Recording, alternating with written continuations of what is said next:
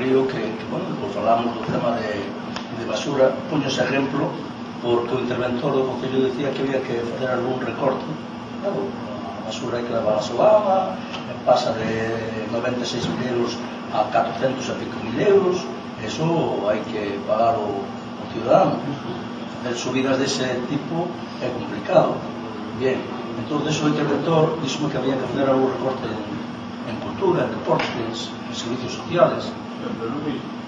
Ocurre que, claro, a resposta do alcalde é que por ese lado non. O sea, recortaremos no salario do alcalde, dos concellales, en donde sea, pero no deporte, desde logo, que non.